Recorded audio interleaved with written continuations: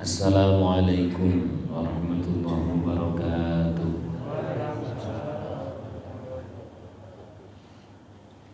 Ila hadratin Nabi Mustafa Muhammad Rasulullah sallallahu alaihi wasallam wa ala alihi wa ashabihi wa dhurriyyatihi wa azwajihi wa auladihi kiram. Jami'a awliya'i min al-masyriq ila al-maghrib wa ya bahri al-masyriq ya mustawi innahum kanu sahibu hadhihi al-kutub. Wa man syarrahu wa likulli niyatin salihah wa ala ma nawu bi salafuna salihun. Al-Fatihah. A'udzu billahi minasyaitonir rajim. Bismillahirrahmanirrahim. Alhamdulillahirabbil alamin. Arrahmanir rahim. Maliki yaumiddin. Iyyaka na'budu wa iyyaka nasta'in. Ihdinas siratal mustaqim. Siratal ladzina an'amta 'alaihim ghairil maghdubi 'alaihim waladdallin. Amin. Amin. Bismillahirrahmanirrahim. Qala al-mu'allif rahimahullah ta'ala wa nafa'ana bihi wa bi 'ulumihi wa bi asrarihi fid dharain. Amin.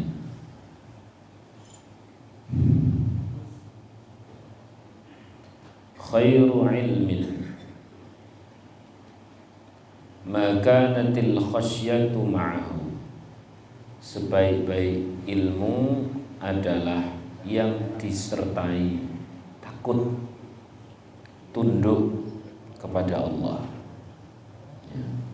Sebaik-baik ilmu adalah yang disertai takut atau tunduk kepada Allah. Fa illam takun khasyah, kalau tidak ada takut kepada Allah, fala khaira fihi, maka tidak ada kebaikan di dalamnya. Jadi orang itu semakin tahu, kudune semakin takut kepada Allah. Harusnya semakin waspada, harusnya semakin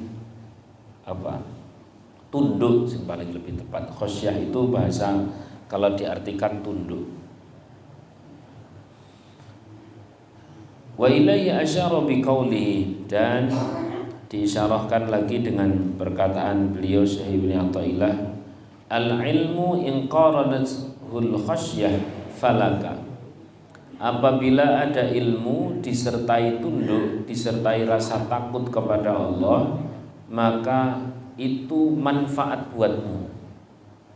Wa illa, kalau tidak ada rasa takutnya, fa'alaika, justru itu akan menjadi bahaya bagimu.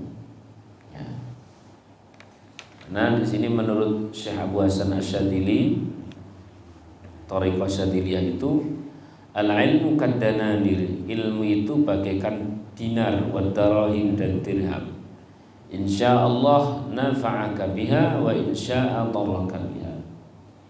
Kalau memang Allah menghendaki itu dirham atau dinar, maka itu menjadi manfaat.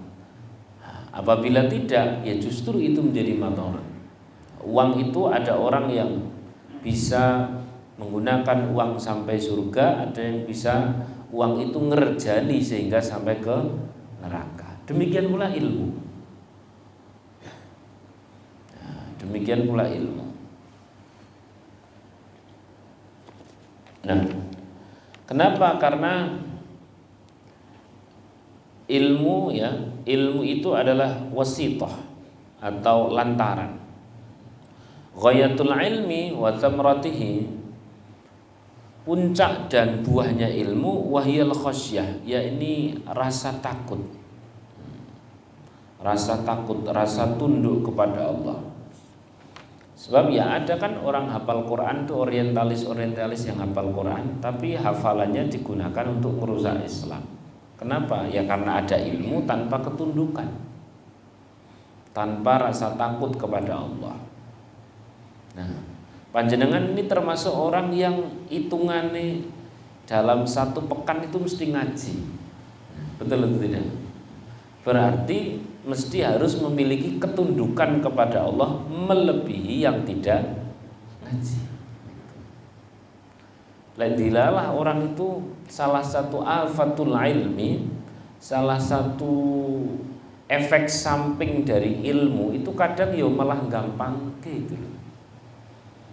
Ya ono ya ini misalkan basuh telinga, ngerti sunah. Oh ternyata mung sunah ya, wis ngerti ora. Seseorang lah dikumbah. Nah, itu namanya afat alias efek samping, itu bagian dari sesuatu yang madharat. Contoh lain lagi, ini yang sering sekali terjadi pada diri kita dan terutama diri saya. Kan ada tataran di mana orang belajar tentang masalah fadilah. Fadilah. Habis belajar fadilah dia sangat semangat luar biasa. Sangat semangat. Ngerti duha itu ngelancarke rezeki wis ora leren 17 rakaat. Mantep ya. Ya maksimal 12 lah ya. Terus kemudian sedekah besar-besaran. Ketika dia mencari fadilah luar biasa, semangatnya luar biasa. Apakah salah? Tidak salah. Namun di kelas berikutnya bukan lagi fadilah yang dikejar, tapi karena ini yang Allah perintahkan, ini yang Allah kehendaki, maka aku laksanakan. Ini adalah karena Allah. Di sini ini excellent Pak, ini Pak. Masih tetap 12 rakaat katakan, masih tetap tahajud, masih tetap ngaji dan sebagainya, tidak terkurangi secara zahir. Hanya diubah visinya. Kalau tadi kemarin visinya barangkali lancar rezeki, barangkali terus kemudian lunas utang, disegani ya, diwedeni wong dan sebagainya, kemarin itu apabila terus kemudian dia mengubah niatnya menjadi yang paling puncak adalah keridhaan Allah. Saya tidak mau terjebak dengan mencari fadilah, karena fadilah itu nek diterus-teruske juga mesti menjebak. Dan fadilah itu apabila dilanjutkan itu lama-lama ya tadi itu ada dua kemungkinan. Nek dikasih segera lupa, nek lama tidak dikasih minal apa? Mutungin. Maka yang paling aman adalah ridho ilah, untuk menggapai ridho Allah. Pokoknya iki nglakoni sebab Allah perintah, sebab Allah menginginkan demikian, maka aku lakukan, semoga Allah ridho, selesai itu. Tapi Pak, ternyata itu masih koma, belum titik. Kalau dengan cara ridho Allah seperti itu tapi menurunkan kualitas dan kuantitas, itu pun jebakan. Nah, kemarin 12 rakaat demi lunas utang. Terus kelingan, masa ini mergo lunas utang. Nah nanti tahu sendiri kan efeknya akan terjadi dua.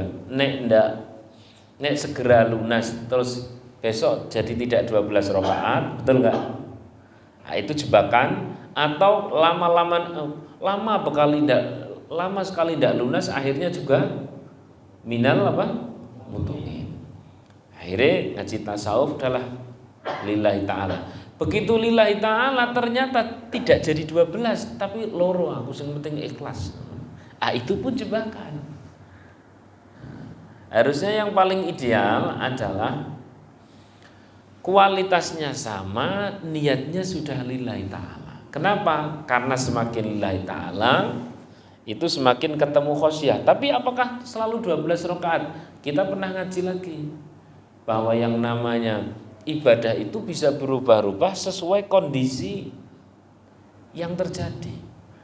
Baru dapat 2 rakaat atau 3 rakaat ternyata ana wong nangis-nangis njaluk tulung mergo anake njaluk ditulung, ya sudah itu ibadahnya. Walaupun tidak jadi 12 rakaat, tapi tidak turun itu. Tapi kualitas lillahi ta'alanya itu tetap terus dibawa. Shallallahu alaihi Nabi Muhammad.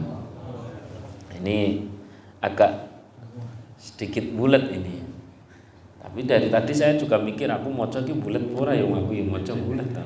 Intinya begitulah. Alhasil kualitas di mana kita mencari fadilah atau keutamaan itu hanya untuk memicu pertama. Setelah mulai semangat ganti lillahi ta'ala. Tapi ketika sudah lillahi ta'ala jangan turunkan semangatnya, karena gara-gara lillahi ta'ala jadi turun semangat, itu pun jebakan. Jadi awalnya sedekah besar karena banyak kemauan, ya. Karena apa? Banyak kemauan. Terus akhirnya lillahi ta'ala. Nah, nek lillahi ta'ala terus jangan terus kemudian berprinsip wis sing penting ikhlas, sithik ora apa-apa mboten. Masih seperti kemarin banyak, terus sing penting ikhlas. Sing penting ikhlas, banyak tidak masalah kan ngoten to. Niki Pak, niki kalau kita lagi bicara ideal para wali, nek kowe dhewe harus pokoke mangkat alhamdulillah. Alhamdulillah, muga-muga ditulungi karo Gusti Allah. Nah, ini saya sedang membicarakan beliau-beliau. Kalau kita bicara tentang diri kita sendiri, yang penting yang tidak boleh lepas adalah substansi khosyahnya. Substansi khosyah itu ketundukan di dalam hati. Walaupun masalah praktek harian itu kadang-kadang kita beda-beda. Ya ono kadang capek, ya ono kadang ketiduran, betul gak?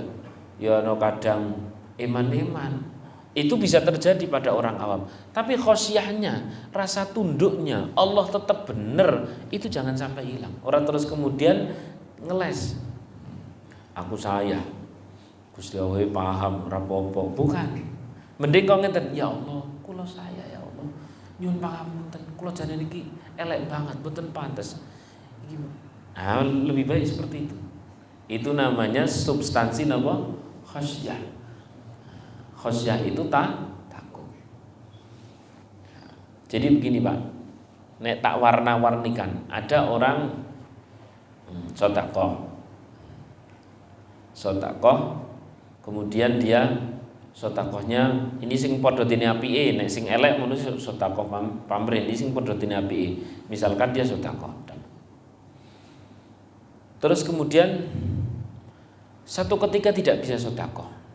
Pas sedekah disertai khosyah, pas tidak sedekah juga disertai khosyah. Ah, itulah yang baik. Buat paham betul. Misalkan pas sedekah, ya Allah, saya ini kalau dihitung detak jantung, denyut nadi, nafas, terus kemudian sirkulasi, peredaran darah, belum lagi itu keluarga, ya Allah, itu triliunan, miliar triliun. Kok saya sedekah misalkan berapa? 1 juta ya Allah. Nyuwun pangapunten ya Allah, saya bisa 1 juta. Tapi habis itu ya kalau pas kita bab syukur, tapi alhamdulillah panjenengan sudah gerakkan saya sudah bisa 1 juta. Jadi saat bisa mengeksekusi sedekah disertai tunduk, pas suatu ketika ndak bisa ya Allah. Jane aku kudune bisa sedekah ya Allah. Tapi ya Allah ya Rahmanir Rahim, sesuk ke meh nggo kanggo ya. Nyuwun pangapunten. Ah, itu khosyahnya masih di bawah. Yang keliru itu sedekah tidak pakai khosyah, tidak sedekah, lebih tidak pakai khosyah lagi. Ya Allah, iki aku wis mending ya Allah gelem sedekah, timbangane kancaku babar belas malah ora. Ndak ada khosyahnya. Lah apalagi dong pas ndak sedekah. Maklum ngerti dhewe lagi angel ya Allah, ora usah sedekah-sedekahan. Lah iki ora kena maneh. Pun paham lho betul. Sallallahu alaihi Nabi Muhammad. Jadi bisa beramal, tidak bisa beramal, khosyahnya itu, rasa tunduknya itu, rasa takutnya itu, memposisikan Allah sebagai Tuhan itu tetap terus di bawah. Tetap terus. Wa amma man khafa maqama rabbih wa nahan nafsa 'anil hawa fa innal jannata. Jadi bisa menghindari hawa nafsu, bisa beramal soleh saja, ternyata masih satu syarat. Syarat sebelumnya adalah khaufa maqama rabbih dulu. Jadi wanahan nafsa anil hawa, bisa mengatur, mengelola hawa nafsu, itu ternyata nomor 2. Nomor 1 adalah wa amman khaufa, ada khauf dulu, khauf atau khosyah sama. Jadi hari ini alias bisa dibilang kita ini mbok Pak paribasane sak ngilmune sundul langit, muamale itu pol-polan, tetap harus dibarengi dengan khasyah atau khauf, rasa takut, rasa tunduk, rumangsa urung sempurna, rumangsa salah, rumangsa kleru, itu terus dibawa. Sallallahu alaihi Muhammad. Nah, kalau sudah seperti itu maka adanya ilmu itu bermanfaat. Nek tidak seperti itu bahaya. Diriwayatkan oleh sahabat Ibnu Mas'ud di sini dibahasakan. Manil mu'min, siapa itu orang mukmin? Orang mukmin itu orang yang kalau ngelihat dosanya persis seperti ngelihat gunung di depan mata. Ngelihat dosa sendiri persis seperti ngelihat apa? Gunung di depan mata. Itulah orang mukmin. Yang gunung itu siap mengebreki. Siap mengebreki. Wamanil munafik, dan siapa orang munafik? Orang munafik itu orang yang kalau melihat dosanya itu hanya bagaikan ya mungkin kotoran yang nempel di hidungnya. Ini kira ngono gampang diistighfari beres. Malah ada yang bingung. Saya itu pernah benar-benar pernah. Mungkin karena blas mboten nate ngaos nggih. Inilah pentingnya tetap ilmu ya. Saya pernah bimbing umroh itu satu ketika. Bimbing umroh, Pak, nanti kalau sudah sampai depan sana itu kita sambil nunggu adzan, ya, sambil nunggu. Lu kan belum adzan Ustaz. Ya kita nunggu adzan nanti sambil istighfar gitu. Saya bilang begitu kan. Orangnya malah tanya begini, istighfar itu ngistighfari apa ya Ustaz ya? Aku yang mikir istighfar, kok ora dosa wae. Terjadi Pak, ternyata terjadi. Saya tuh kalau ngisi di masjid-masjid, Bapak Ibu rahimakumullah, kita ini termasuk orang yang punya dosa atau banyak dosa. Fix nyaris seluruh masjid itu bilang banyak dosa. Begitu saya ngisi di kantor-kantor yang masih konvensional gitu, kita ini termasuk orang yang punya dosa atau banyak dosa. Ya punyalah Ustaz dikit-dikit buat ngebahas. Jan bener ngomong seperti itu. Ya punyalah dikit-dikit. Ini gula saya itu. Berarti kan, masya Allah, khosyah itu, rasa takut itu memang diguiding melalui ngaji yang terus menerus. Saya tuh sampai tak ulangi lagi. Kita ini termasuk orang yang punya dosa atau banyak dosa? Ya adalah dikit-dikit Ustaz, masa tidak punya dosa sih? Ada dikit-dikit ya Allah. Aku nanti mikir, ya Allah. Ya segitulah. Maka hari ini kita bareng-bareng ngaji itu lagi menambah rasa di mana kita ini tunduk takut kepada Allah Subhanahu wa taala. Kalau kita dipikir-pikir dengan misalkan para alim ulama yang ada di misalkan Imam Masjidil Haram, Masjid Nabawi, atau para masyayikh, para syekh yang ada di Yaman, yang ada di Hadramaut, itu kira-kira nek soleh-solehan sama kita ini soleh siapa? Soleh beliau. Lah beliau nek dong pas sholat maca Quran, pas ketemu ayat-ayat jahanam itu bisa nangis-nangis loh. Bisa sampai dredeg loh. Mereka takut dosa. Lah dhewe untung ora paham. Jadi ora tau kasih nangis. Untung ora paham. Ya jane ngerti nek jahanam itu artinya ya neraka jahanam, tapi kok ora ono geter-getere gitu loh. Ora ada geter-geternya. Insyaallah. Sallallahu alaihi Nabi Muhammad. Itu apa itu? Itu fenomena apa? Itu kan harus kita kuak di dalam diri kita masing-masing. Ada hijab apa di dalam diri kita masing-masing. Jadi bisa, kalau saya analisa yang paling gampang ya, analisa yang paling mudah. Beliau itu nek salat khusyuknya 90%. Tidak khusyuknya 10%. Sing ditangisi yang 10% itu. Kalau kita khusyuknya berapa? 10% ya 10%. Terus kemudian tidak khusyuknya 90%. Lah 90% kok ora ditangisi kan minal wagwin no? Malah fokus kepada yang 10%. Iki lu mending aku salate khusyuk iki ning sithik meneh dadi wali ngono. Jadi ya kurang lebih analisanya seperti itu. Inilah memang yang namanya ngaji-ngaji ilmu hati itu harus tahrikul ahwal, mengubah positioning hati kita di sisi Allah Subhanahu wa taala, itu namanya ahwal. Ini sering saya ungkapkan, sering saya ulang-ulang. Kelas Sayyidina Abu Bakar, Sayyidina Umar bin Khattab dan sebagainya itu sering banyak sekali cerita-cerita. Ini saya ulang tidak apa-apa. Saya sendiri ya sering lali, jadi nek ora diulang yo lali tenan. Ya, orang seperti Sayyidina Umar, Sayyidina Abu Bakar, Sayyidina Ali dan sebagainya itu kan orang yang sudah dijamin pasti masuk surga. 10 sahabat itu al-mubasyarah bil jannah, sudah pasti masuk surga. Walau demikian beliau ini masih punya khosyah.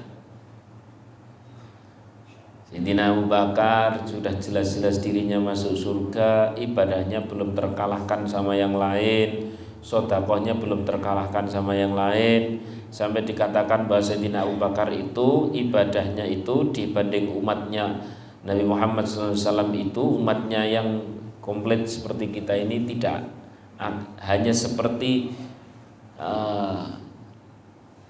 sayap nyamuk dibanding ibadahnya Abu Bakar. Namun demikian beliau ini yang kadang-kadang sholat masih nangis ketika ditanya kenapa engkau ini sudah dijamin masuk surga kok yo masih ibadahnya tak terkalahkan, sedekah engkau ini tak terkalahkan. Kenapa demikian? Beliau menjawab, ya kalau memang saya dijamin masuk surga ya itulah sudah kehendak Allah, itu kabar dari Rasulullah. Tapi siapa yang jamin saya tidak disiksa di alam kubur? Nyari aja itu, punya aja fokus-fokus di mana beliau tetap punya khosyah. Paham deh? Kita ini kok misalnya dijanjikan masuk surga, kira-kira gaya apa GR? Wah ya kita kemelindri tuh ya, kebelengan teman, kebelengan. Ya Allah. Beliau itu nyari saja titik di mana agar beliau itu menikmati rasa khosyah, karena itu ada kenikmatan tersendiri. Nyari saja. Allah.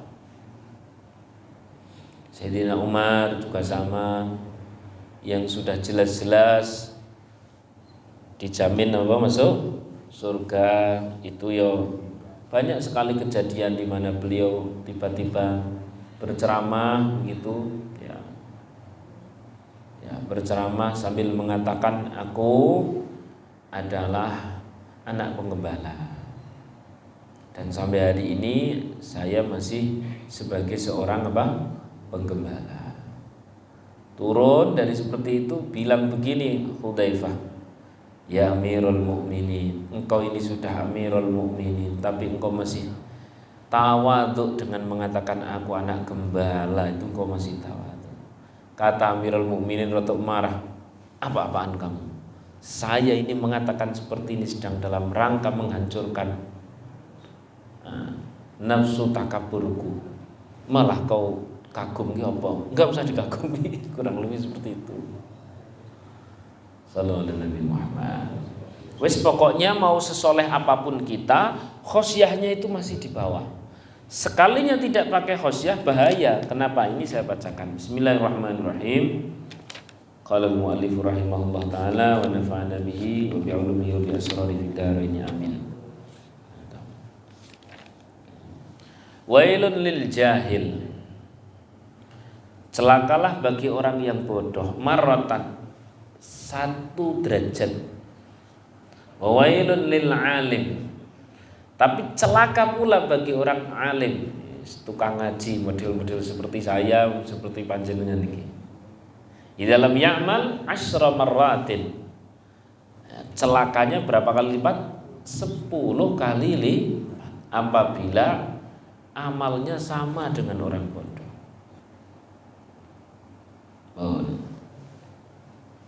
Ya nek bahasane kiai-kiai kita itu kalau ada orang bertanya biasanya dijawab dengan fikih-fikih yang fikih alternatif. Orang datang misalkan, Pak Yai niki ayam niki ketabrak mobil. Niki nek kula sembelih pripun? Biasanya Pak Kiai jawab wis pun ndang disembelih kenapa-napa. Monggo-monggo disembelih mau. Janjane kan kenapa ditanyakan karena ayamnya jago. Coba nek kuthuk kan ya ora ditakok gitu jane. Betul dah?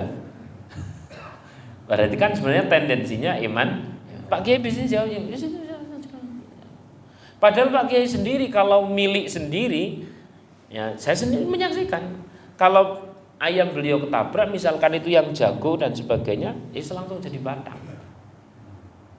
Kenapa? Orang alim kudu duwe sing luwih ngati-ati ngaten. Sallallahu alaihi Nabi Muhammad. Jadi tambah tahu, tambah mengambil kaul yang hati-hati.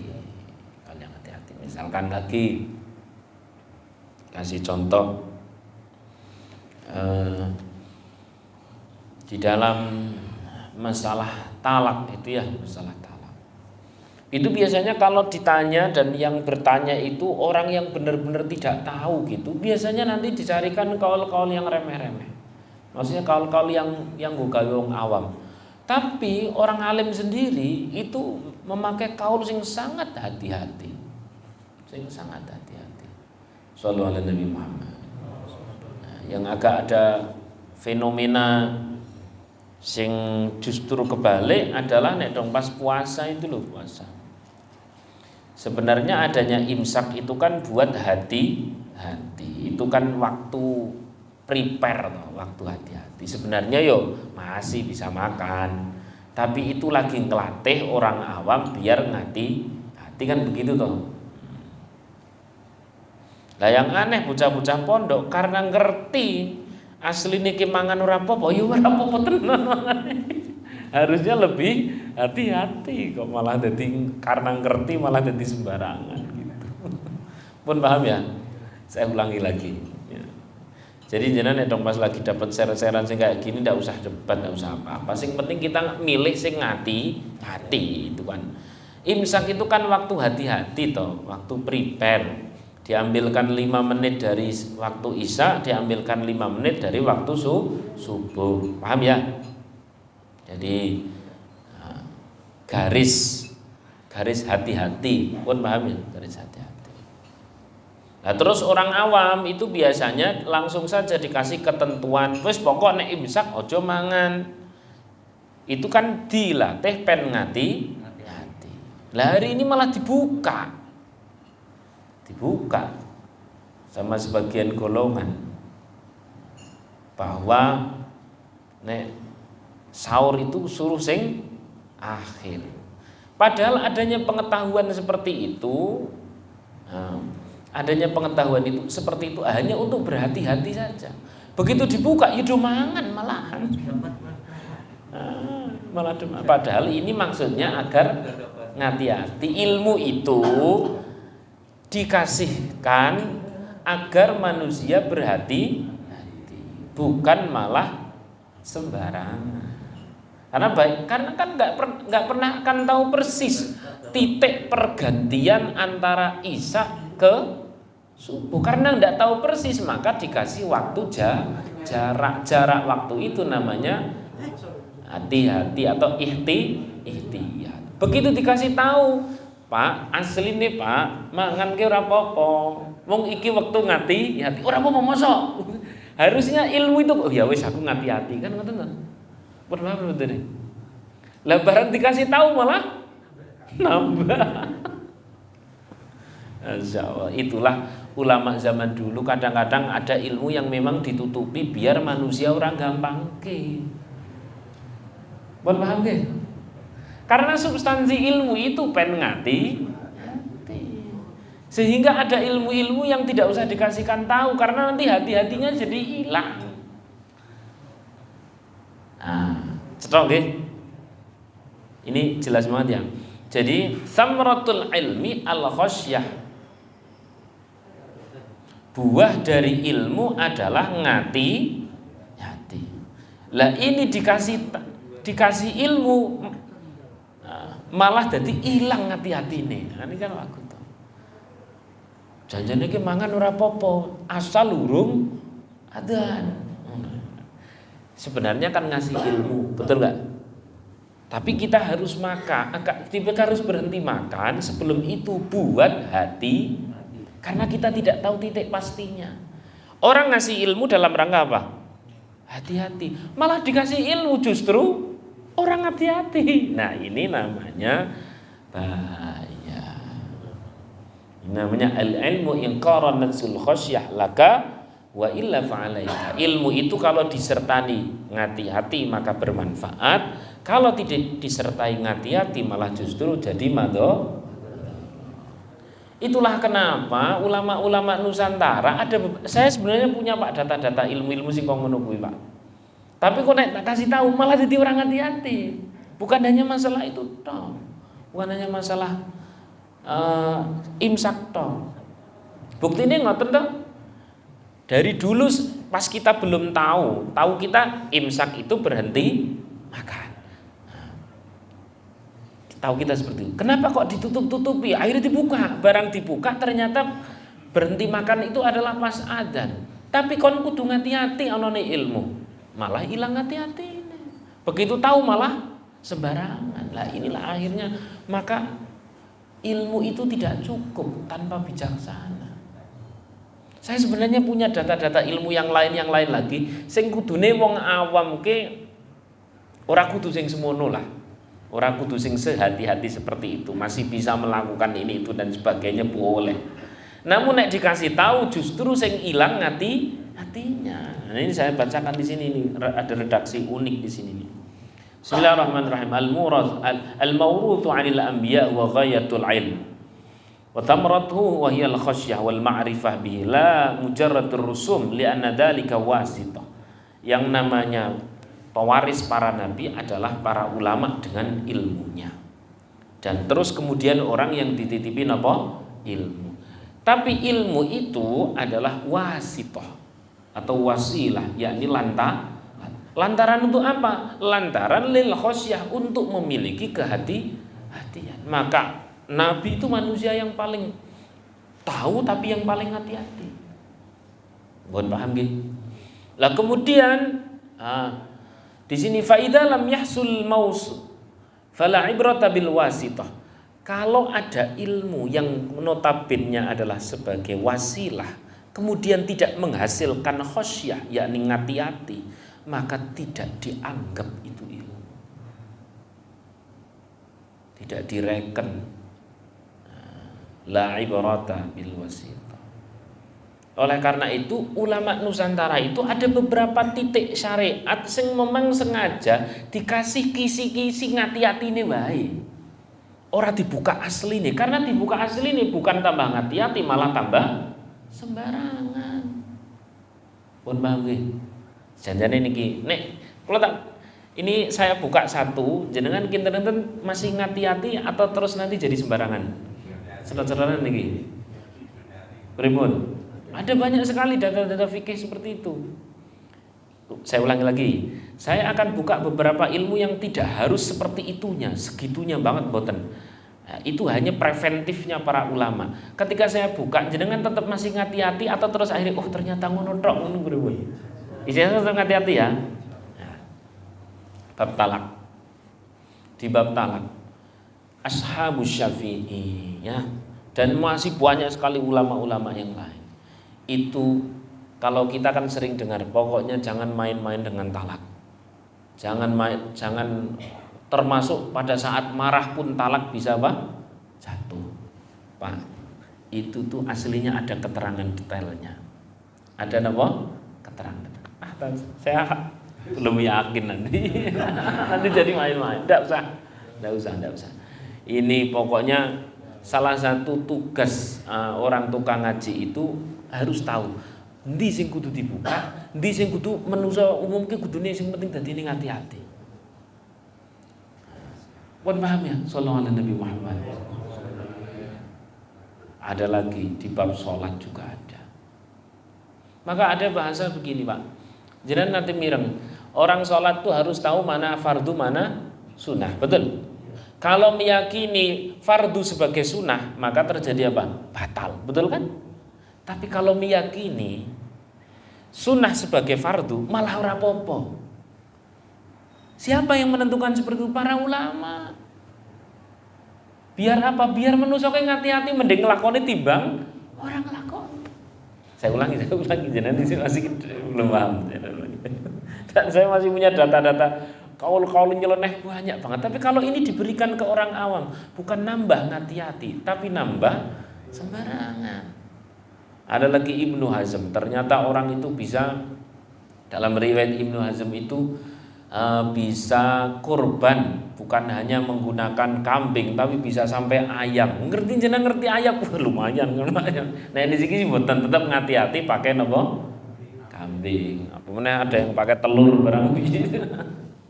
Wis pokoknya begini aja lah Pak. Ya Allah ya Rahmanir Rahim. Maka dulu di pondok itu ada anak kiai besar. Pondok bareng saya seangkatan. Pondok bareng saya. Itu dipeseni sama Pak Kiai, sama abahnya. Sowan. Mbah Kiai tolong niki anak kula kersane ngaos kitab Sulam Taufik mawon. Fikih yang lebih dalam dari itu mboten usah. Lagi ngopo? Mungkin nek ngerti kaul sing aneh-aneh, ndak nggo sing aneh-aneh. Maka bayangkan Pak, kaya ngopo berarti para ahli ilmu. Ternyata itu tahu detail-detail itu, Masya Allah. Tetap harus khosyah. Maka dulu Pak Kiai itu, Pak Kiai bagi saya itu kalau pas gugah santri itu bukan ke kamar-kamar dulu, bukan ke kamar-kamar santri dulu, tapi ke kamar-kamar pengurus, ke kamar-kamar asatid. Lebih pertama kali adalah ke maktabah. Maktabah itu tempatnya wong pinter-pinter, perpustakaan. Dia orang jenius-jenius di situ. Kenapa digugah pertama? Pak Yai paham, wong sing kong ini iki sing sok gampang iki. Sallallahu alaihi Nabi Muhammad. Maka mending dhewe iki dadi wong sing usah pinteran lah biasa. Demikian semoga bermanfaat. Al-Fatihah.